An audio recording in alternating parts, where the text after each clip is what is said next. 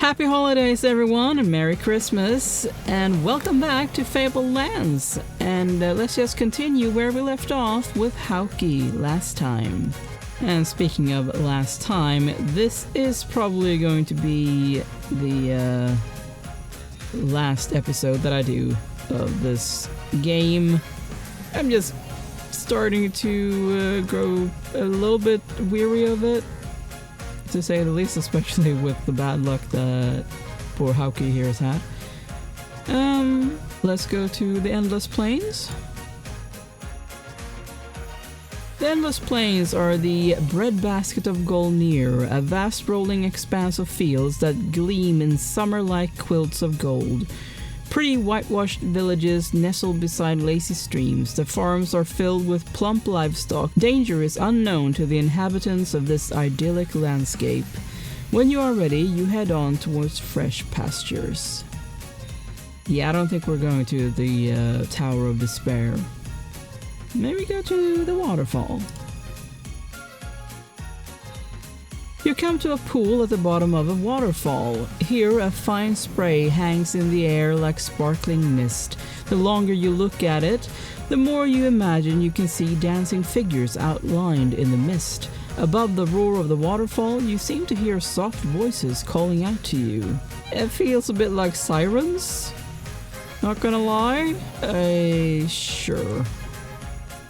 Gradually, you begin to see distinct silvery figures wavering in the air in front of you. "We are the spirits of the waterfall," they whisper to you. "We can show you great treasure, but only once." "One great treasure is enough," you reply glibly. "You misunderstand. It is not easy to get the treasure. There are snares and challenges. You will have only one chance.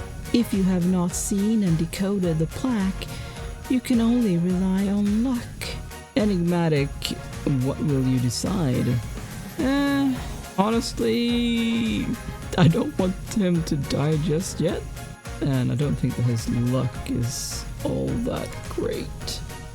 I don't have the luck blessing, so yeah. I don't think so. Let's leave.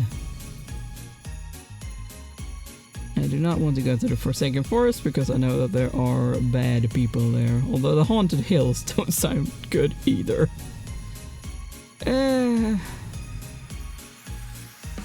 we want to go that way? To the Rainbow River? And cross over to there? Yeah, let's do that. You follow the course of the frothing Rainbow River as it tumbles across flat glistening stones and boulder-strewn rapids. Hunters in a canoe. Yeah, fortunately I do not have a fishing hook. The hunters are in a quandary. They cannot go home to their wives until they have caught some fish, but they have lost their only hook. "Can you help?" they implore. Unfortunately, no. And I can't afford getting a hook either, so yeah. Sure. Abbey of Lacuna. If you are an initiate of Lacuna, then you have the option to visit the nearby abbey of your goddess. Find a path using scouting. Oh, 18. I don't want to use my thing there. The broad, gently rolling pasture lands between the Grim and the Rainbow Rivers lie before you. Wool is sent south from here to make the rich gowns of the merchant princes of Ringhorn and Matricians. An uneventful journey. Well, I prefer that, to be honest with you. Confluss. You come to Confluss, a thriving market town at the point where the two rivers meet. It is a delightful town of white-fronted houses with brightly painted timber frames. The burghers of the town are open and friendly, as one explains to you. "We tell the baronies that we pay tax to the Sakarans, and the Sakarans that we pay tax to Castle Ravane. So they both leave us alone. That's why you'll never find a long face in Confluss." Let's explore. Your options include hiring passage on a barge going south at a cost of 3 shards, or use a ford where you can cross to the east bank. Okay. Costs 1 shard to pass. Yeah, can't really do that either. Grim Riverbank. You're walking along the bank of the River Grim, called the River of Souls because it is said to carry ghost barges laden with the souls of the dead. Travelers from Sokara. The Sokarans tell you that they work for a consortium of merchants in Yellowport. We are traveling around Golnir to find out what commodities are in demand, explains the senior member of the party. Minerals are plentiful in Yellowport, as you may know, but grains and furs are in short supply. Bidding them good day, you continue along the riverbank. Here on the flat country of southeast Golnir, the River Grim meanders before sluggishly debouching into the swampy delta of the Magwort Fens.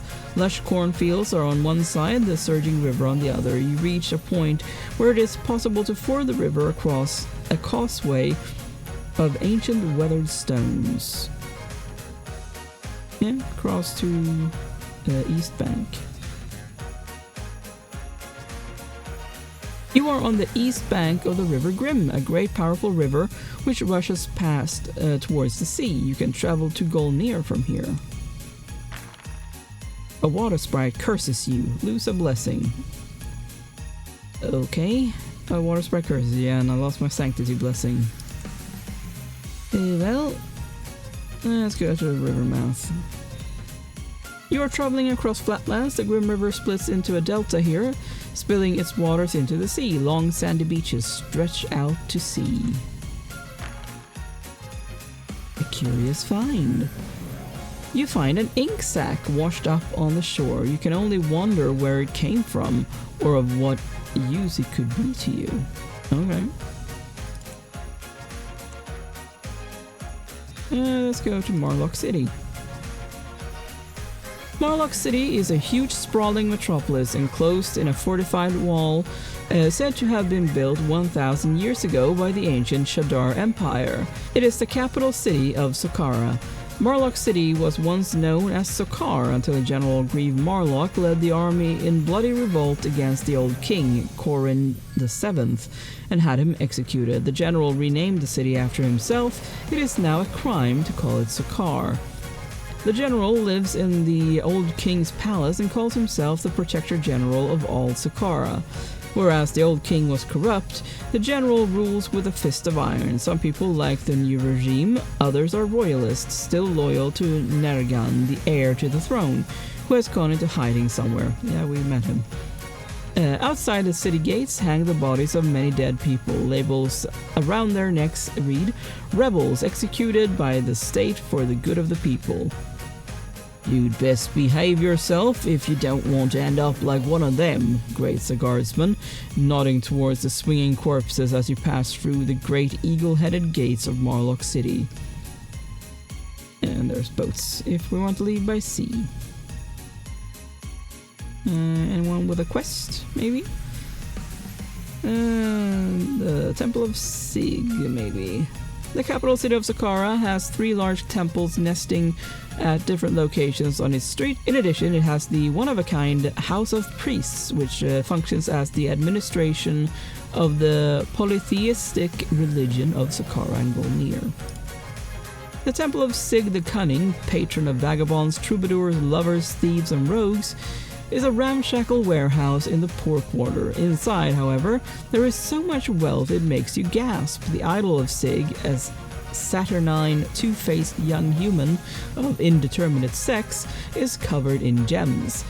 As you can see, we have been made rich by generous donations, says a black-robed priest. Seek an audience with the high priest. The high priest takes you to a private chamber. "You may be just what the temple needs," he says. "A good old-fashioned thief. There is a suit of armor made entirely of gold. Ceremonial only, of course.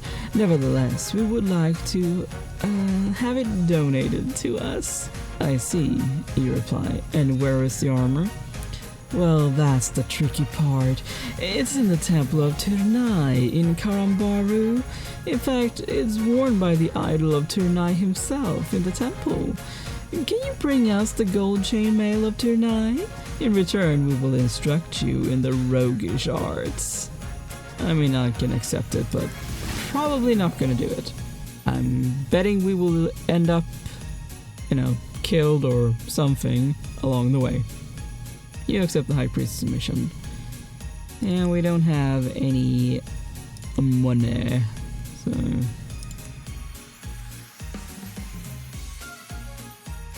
visit the Temple of Alvir and Valmir.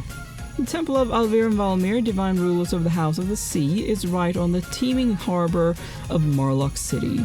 Its sea-green, marbled porticos are draped in 100 silver nets. Brother and sister Alvir and Valmir rule below the waves. Alvir brings the souls of the drowned in his nets before his sister Valmir for judgment. A swaggering ship's captain emerges from the temple, saying to you in passing, "Never, I mean never go to sea without paying your respects to the twin gods, unless you want to sail through a world of storms." Well, I'm pretty sure we already have that blessing. With the Temple of Elnir. The Temple of Elnir is a single spire reaching upwards. Eagles roost in its lofty belfry. They are sacred to the priests of the Sky Lord. Elnir is the divine ruler of the heavens, patron of statesmen and kings, and his sons are the Storm Lords. Thunder is the sound of the sons of Elnir smiting the cloud demons, says a passing peasant. And leave the temple. Let's go to the House of Priests. The House of Priests is an impressive building, a roundhouse of multicolored bricks. The myriad colors give it a bizarre and garish look calculated to unsettle the visitor. Inside, 100 officers team with the administration of the polytheistic religion of Sokkara and Volnir. Yeah, I know we have a quest about going there, but yeah.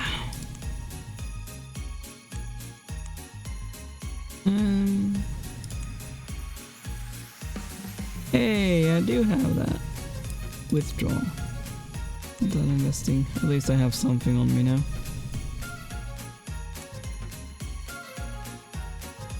Explore. You take a stroll through the streets. Marlock City is teeming with people. Visit the Street of Entertainers. Psst, come here, friend. Someone whispers from the shadows. Yeah, I feel like I shouldn't. That feels bad. So yeah, I don't think I'm gonna do that. Ignore him and leave. Enter the residential quarter. You come across a blazing house in the poorer area of town. A crowd has gathered, watching the flames impassively. A young girl runs up to you in tears. "My mother is inside. Please, please help her," she begs. The fire is raging hard, and you are not sure whether anyone could be left alive inside. Well, why not go out in a blaze of glory, eh? Literally. Attempt a rescue. You charge into the burning building in search of the child's mother. You see her lying unconscious at the bottom of the stairs. Desperately, you try to get to her, but a burning beam has fallen across your way, and the smoke is making you choke. Hey, lucky! With a heroic effort, you manage to get to the woman. Gathering her up, you run for the door and stagger out into the cool night air, smoke and flame licking at your heels. The townsfolk give you a rousing cheer, and the girl thanks you effusively for saving her mother. Later, it transpires that the woman is actually a powerful sorceress whose experiments in fire magic went slightly wrong. Her name is Elysia the Traveler, and she gives you a gift, a pale moonstone. Okay. Oh, we'll teleport the bearer to Marlock City. Okay. Elysia tells you that you can use the moonstone by rubbing it, and you will be instantly teleported to the vicinity of the sunstone, which she carries on a necklace. I will be here in Marlock City whenever you are desperate at the end of your tether or just want to get here fast. Use the moonstone and you will appear beside me. I will do everything in my power to aid you, and then my debt to you will be repaid. Go back.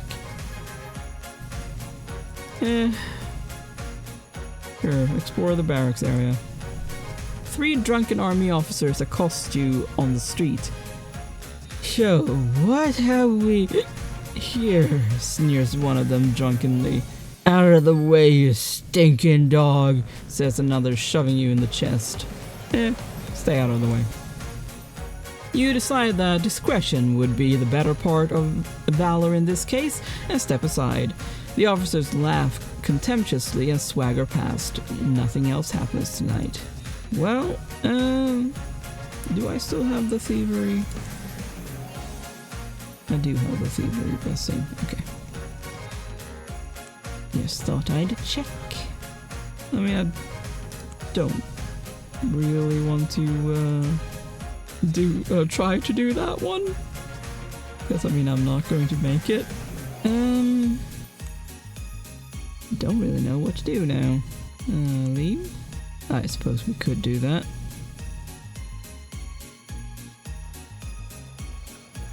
You are on the cobbled road between Yellowport and Marlock City. It is well kept by the Sakaran military. You spot a man up ahead, striding towards you. Suddenly, 5 or 6 bandits appear from the wayside to assault him. The lone figure executes a series of movements, almost faster than the eye can see, and you see his sword flashing in the sun.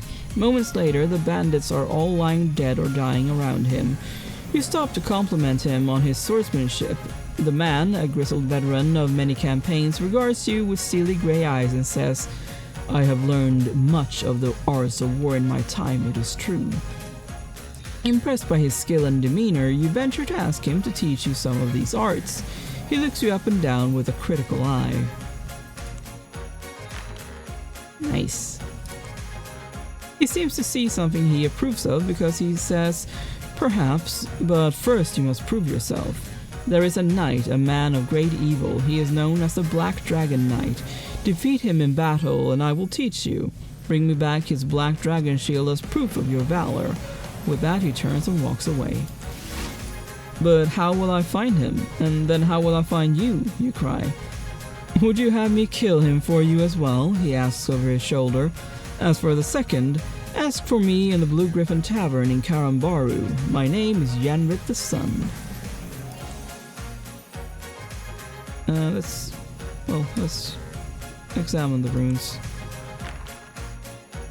Hey, you take a closer look at the runes. The runes are written in Old Shadar, an ancient language from thousands of years ago. You realize that the runes form a spell that will give you the power to breathe underwater for a few hours. Sure. Will I do that? Because that gives me the mermaid thing. Let's try that one. Gills grow out of your neck as soon as you have read the runes aloud. You make your way down a track to the beach and swim out to sea. The gills work perfectly, and you find yourself swimming in the eerie silence of a submarine world. Suddenly, hideous forms loom out of the murk. They are rather like giant squids, but they carry spears in one of their many tentacles and wear rudimentary armor. Great black eyes shine with an implacable alien intelligence. You realize the creatures are some of the legendary repulsive ones. They are swimming past you, intent on their own business, so you follow them, in the hope they will lead you to the sunken city of Sisudra. Your instinct was correct. The seabed suddenly drops away to reveal the ruins of the sunken city of Sisudra. Crumbling towers climb out of the hazy green depths, and shoals of flashing silverfish dart through the abandoned windows and doors of coral-encrusted buildings. The creatures you are following arrow down towards a large dome-like structure covered in waving tendrils of seaweed. They disappear through a hole in the roof of the dome. Carefully, you swim down to the hole and look through into the palace of the repulsive ones. The inside of the dome is lit with an eerie yellowish glow that comes from the sea moss that carpets the ceiling. At the far end, a grotto in the wall contains an idol made from seashells and coral. presumably of Oannes, the god of the repulsive ones. At its feet lies the golden net of Alvir and Valmir, the object of your quest. Between you and it swim several of the giant squid creatures, carrying out various undersea chores. Well, rack your memory for a solution. There must be something you have learned that can help you. Ah yeah. You remember what the fishermen say: the root of a certain seaweed, when crushed, gives off a cloud of toxic fluid. This sap is harmless to humans, but is known to paralyze marine creatures for a short while. Fortunately, the seaweed grows in abundance here. You swim down with a handful of the roots, squeezing its sap into the waters. The hideous creatures shoot towards you, but are paralyzed the instant they enter the cloud of reddish fluid that billows around you. You can take the golden net. Then you swim back to the Shadar Tor as fast as you can. I'm guessing it's here? Ah, yes. Provost Marshal? You wait several hours to be seen by one of the Provost Marshal's aides, a certain Captain Voicer? Why? What's this one about? I'm not sure what quest this is. Convince him of your loyalty to Sakara? You attempt to convince a captain it is worth his while to let you see the Provost Marshal. Okay, successful charisma roll.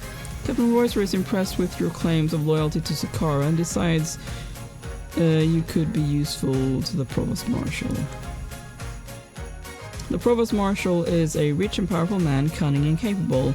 I have need of someone like you, he says. A group of rebels loyal to the old king are hiding out, yeah I know, in the cold bleak mountains. Their leader, Nergan Korin, is dangerous to us as he is heir to the old throne and a rallying point for the rebels. Penetrate their stronghold and slay Nergan Korin and you will be richly rewarded. I can promise you 500 shards and title if you succeed. Well, he wasn't the one that I was going to kill, was it? Huh, wait a minute. But it's talking about Yellowport. Well, I talked about going out in a blaze of glory before, so let's do that. You tell the provost you have important news, best heard by him alone. He takes you to a side chamber without his guards. You exhale slowly, and all of a sudden you leap forward to try to cut him down. Which one should I go for? Yeah, definitely combat.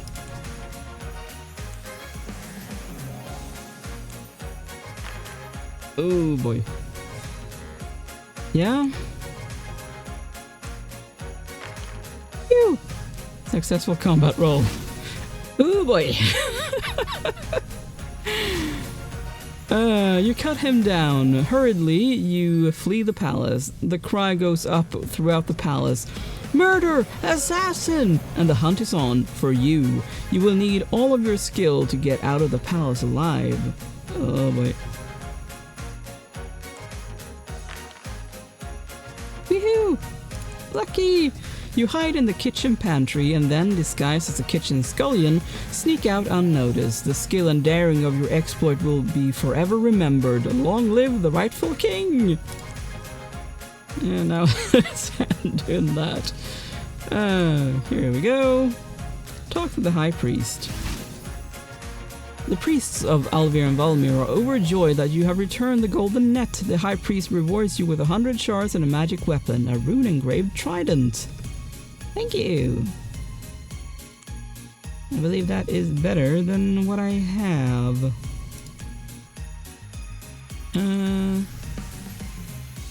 I know you. The combat is. I need that. What else? I have scouting, disease, reception from storm theory. I don't think I can get anything from the others. I have that one. Elnir, what is that? Charisma. Ah, yes. And I have Marka. Guess that's the disease one. Let's leave. Now I need to skip back up to these mountains, right? Cold Lake. Let's go to Venefax. Yes, I know it's safe there. Do we have anything to sell? Alright, I should switch that out. Well, definitely.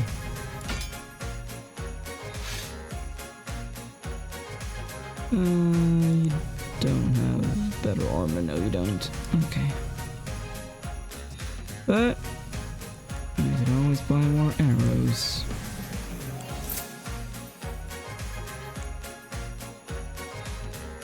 Always good to have extra.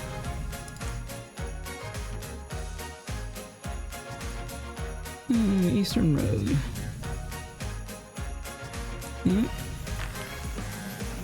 Good. Blessed Spring. Leave. Oh, actually. What was it that you want to... Alright, you just have that. Now, explore. Talk to the owner. Ink sack. 250. Right. Don't have that kind of money, unfortunately. Cold Lake. Climb into the mountains. Climb up the old-fashioned way. Phew. You clamber up until you come to a mountain track. It rises up between a cleft in the rock ahead of you. A man steps out in front of you. He is clearly a soldier, but his clothes are rough and ready, as if he had been living in the wild for some time. The soldier recognizes you and leads you to see the king. Nergan is pleased to see you. Have you succeeded in ridding us of Marlos? He asks eagerly. The king is overjoyed with the news. Excellent! At this rate, I will be able to take my rightful place in the throne room of Old Sokar. He rewards you with the title King's Champion. This is noted in the titles and honors on your adventure sheet. The title comes with a cash gift of 500 shards as well. Hey, gained a rank. Your maximum stamina points are increased permanently by 2. You have also gained a new skill. Choose one of the following items. Pay attention to the requirements if any of the spells or skills. You must meet them in order to learn and use them. Archery. Plus 30% crit hit chance. Weapon mastery. Swords and daggers. Combat dodge. Honestly, I feel like going for that one. When ready. Your gain in rank has taught you much. You feel tougher, luckier, and generally better able to deal with trouble. The king has another mission for you. He explains that an army of steppe nomads, Trow, Madikin people, and Sokaran troops still loyal to Nergan have gathered on the steppes and are moving to siege the citadel of Velis Korin, which guards the Pass of Eagles through the spine of Harkoon. Nergan tells you that an alliance of northern nations has declared war on the new Sokaran regime. A certain General Beladai leads the Northern Alliance, and King Nergan has joined forces with him. He asks you to travel to the steppes and talk to General Beladai.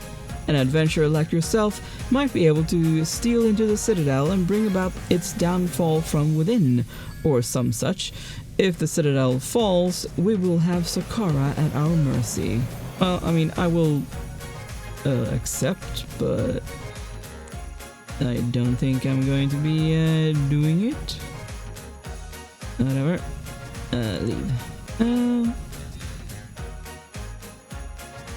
And the steps are over there, I know that. That's that one. I could go and take care of the Dragon Knight. So let's go to Karambaru. Or do we want to try to do that? The Temple of Tunai. Yeah, the Temple of Tiernai, the god of battle, chaos, and strife, is built like a small fortress in one corner of the city, near the barracks. Its heavy wooden gates are flanked by iron statues of bull-headed men wielding clubs. The workmanship is uncannily lifelike.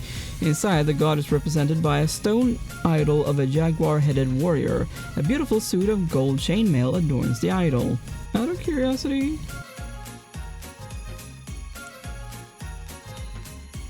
do that just to be safe. Buy a house. And let's see if we can steal this, shall we? Yeah, try to steal the chainmail. Stealing from a god would certainly involve some deeper knowledge of the arcane arts. Use blessing. Yep. Failed magic roll. You attempt to sneak in through the back of the temple that night. Hey! Successful thievery roll. You climb up and squeeze through an open window into a long hall. Thin wires are stretched across the room, but you are an able enough rogue to crawl through without touching any of them and setting off possible traps or alarms. Inside the temple, it is cool and dark, filled with an unearthly stillness. Suddenly, the temple doors are flung open and two figures lumber into the room. You realize with a thrill of horror that the bull-headed iron statues outside the gate have come to life. They are golems set here to guard the temple. Well, like I said, blaze of glory, fight them. A desperate fight ensues. I think they are going to be difficult. Yeah. Whew. 11 defense. Wow. Okay, well.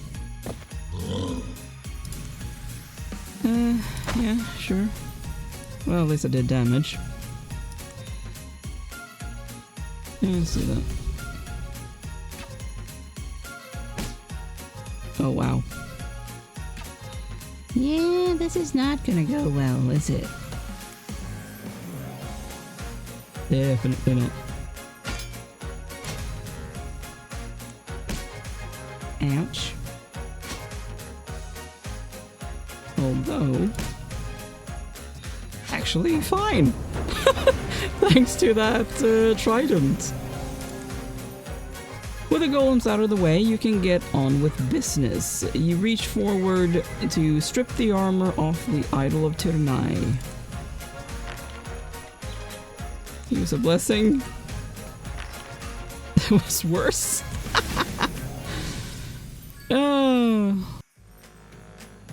A stone slab at the base of the idol shifts ominously as you put your foot on it. A wicked barbed spear springs out of the ground straight into your leg. You lose 5 stamina. You remove the chainmail and sling it over your shoulder. Because it is made of gold, it is useless if worn as armor. As you glance at the jaguar-headed idol, its eyes seem to turn to look at you. Okay. Successful sanctity roll. You realize that you have committed an act of sacrilege by stealing from the temple. You know in your heart that Tiernai has cursed you. You will never be a great fighter while you suffer the wrath of Tiernai. You have 1 subtracted from your combat ability until you find a way of lifting the curse. Perhaps the priests of Sig in Marlock City can help you. You sneak out of the temple. Yeah, we're gonna go to the inn. Rest until we're healed. And we're gonna leave. Yeah. We need to get to Marlock City, but I also want to go there. So let's go to the Bronze Hills. No, thank you. And Dragon Knight's Castle. You are wandering across the wilderness of northwestern Saqqara. There is a magnificent castle nearby with many different pennants flying from its towers. As you draw nearer, you can see that the pennants all represent different colored dragons: the red dragon, black dragon, green dragon, and so on. Outside the gates, a jousting list has been set up, and a few warriors are trying their hand against some knights who have dragon symbols on their shields.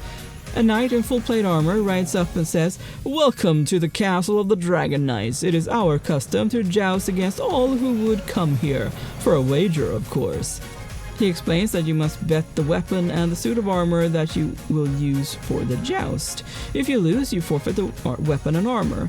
If you win, you get the armor and weapon of the knights you defeat. Most of your opponents, you note, would be using a sword and plate armor.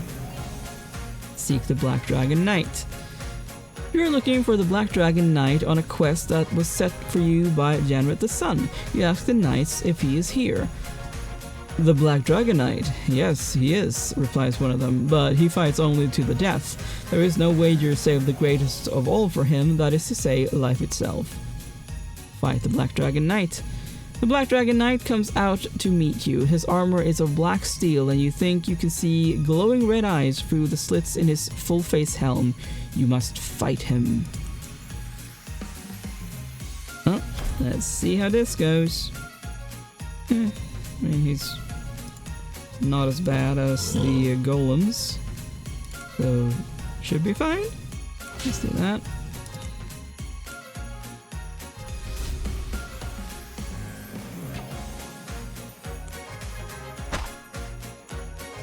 Alright.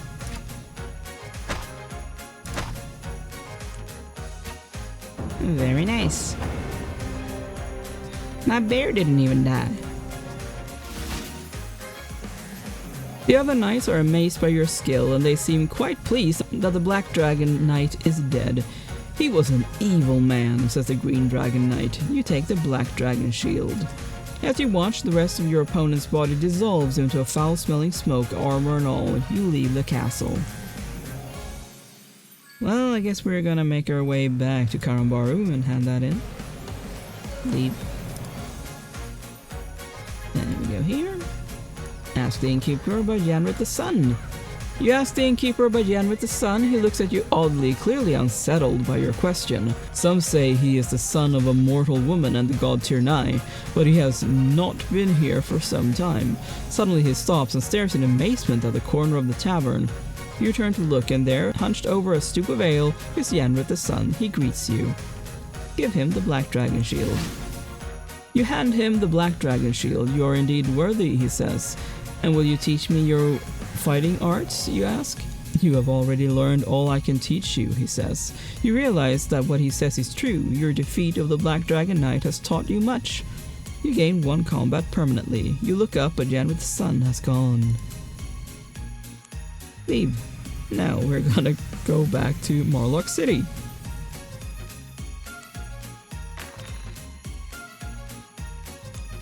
How nice. Let's go to the Road Tavern. Nah. Chafoy.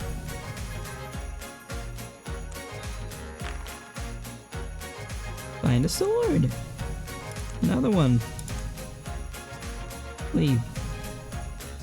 Marlock City. Let's go here.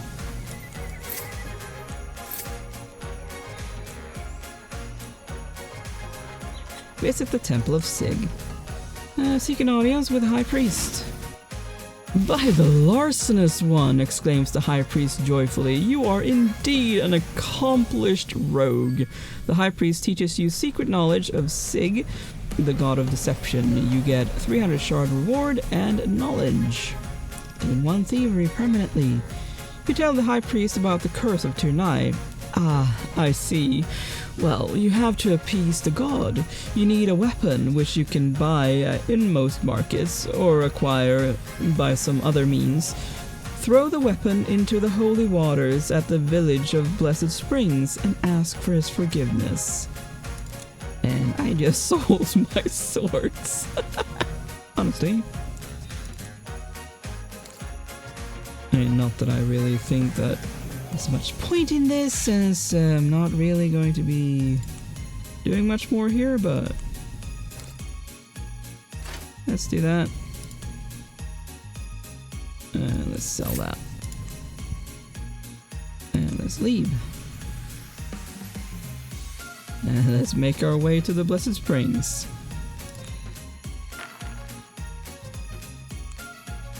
I didn't even have to buy that. Oh, that was a mistake. We're probably gonna get stung. No? Catch a smolderfish. Okay. Yeah, let's go to Venefax. Eastern Road.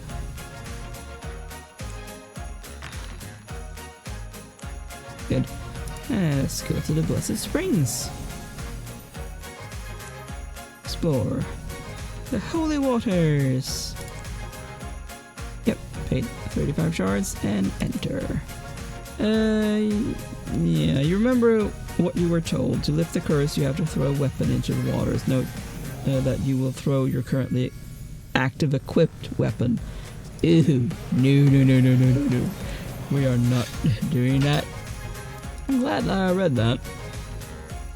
For a weapon.